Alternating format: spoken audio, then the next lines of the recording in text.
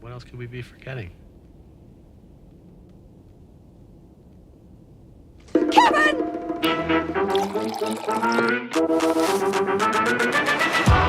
What's up, everyone? This is Disney Plus Deets, where we break down everything you need to know about your favorite Disney Plus movies and series. I'm Kenneth. And I'm Marcellus, and not to toot our own horns, but we're pretty much the biggest Disney Plus fans out there. No, let's do it. Toot toot, beep beep. That's right. Let's get into it. Today we're talking about a classic movie that taught us so many important life lessons, like how to craft a home security system. With paint cans. Absolutely. Today's episode is all about Home Alone, the 1990 family movie that became an instant holiday classic. One day in the late 80s, legendary writer John Hughes was getting ready for a family trip. He made a list of everything he didn't want to forget, including his kids, which got him thinking, what would his own son do if he were left home alone? Hughes immediately sat down and wrote 8 pages of notes, which became the beginnings of the story for Home Alone. Chris Columbus came on board to direct after being instantly impressed by the script. He loved how the story combined kids' fantasies and fears about being left home alone. Columbus got to cast his first choices for every role. For example, Emmy-winning actress Catherine O'Hara as Kevin's mom, Kate McAllister. She was attracted to the movie by the idea that a normal, loving family could make such a big, silly mistake. Marv and Harry were the wet bandits, the robbers who broke into the McAllister home, played by Daniel Stern and future Oscar-winning actor Joe Pesci. Pesci says this is the kind of slapstick people like to see. Bad guys with funny things happening to them. But of course, the most memorable star of all is Macaulay Culkin as Kevin McAllister. It was the 10-year-old's first leading role, and boy did he earn it. He even did some of his own stunts. It was pretty much a kid's dream come true. He's got to slide down the stairs on the sled, skid across a frozen pond on his knees, and ride an improvised zip line, all with adult approval. It looked so fun when I watched it. I was like, wow, he is having a blast. Filming began on Valentine's Day of 1990 in the upscale Chicago suburb of Kenilworth. Special effects supervisor Bill Purcell had his work cut out for him when a record-breaking blizzard hit Chicago just as they started shooting.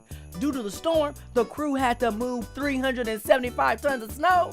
After the blizzard, there was a heat wave, which melted too much of the snow. So, to restore a Christmassy look, Purcell and his crew used 360 tons of shaved ice, 6,000 pounds of potato flakes, and 11,000 gallons of airport runway foam. Mind blown. Weather issues continued to cause complications. Columbus says 2 of his cameras froze and stopped working while shooting outdoors. Another tough place to film was Chicago's O'Hare Airport. You can't exactly shut down O'Hare just to film a movie, so the production had to work around thousands of real travelers. The airplane in this scene was an actual plane with real passengers that were headed for Hawaii. But the production design team switched the signs to read Paris, which confused everyone on board, but made for a great scene. O'Hare was also used for the Paris airport scenes. The crew posted signs in French around their fake payphone setup, but this didn't stop travelers from trying to make calls. Despite the crew's best efforts, people dropped about $10 in change into the prop phones. $10? That's half a tank of gas. I need that. I made my family disappear. For the iconic McAllister home, even with an actual home to shoot in, the team still had to build sets to mimic the interior of the McAllister house. Instead of using a soundstage, they rented an abandoned high school. The building had room for all their sets, as well as classrooms where the child actors could study during the day. The high school was so big, some of the crew used roller skates and scooters to get around. We're the Wet Bandits. This is also where the Wet Bandits pulled their signature move of flooding the basement. Because obviously, the crew couldn't flood a real basement just for a movie, so they built one in the school's old swimming pool. Oh, and look, this is one of the movie's most memorable scenes, which was improvised by Culkin. He was supposed to spray cologne into his hands, apply it to his face, and then yank his hands away like it burned. Instead, we got the iconic scene with his hands on his face. And it's classic. Everyone on set started laughing hysterically. Little did he know, that gesture would become iconic. We gotta talk about the booby traps though. I mean, face it, seeing Harry and Marv get outwitted by a child is gold. It was so fun to watch their reactions to everything that little Kevin had set up for them. They went through so much. Purcell and his crew designed everything from the hot iron to the blowtorch to the icy exterior steps and so much more. While this looks like some seriously dangerous stuff, this is a family movie. So makeup artist Kenny Myers was tasked with making the burglar's injuries more funny than scary. He designed the iron print on Marv's face and the hilariously charred look after Harry gets torched. I love this scene.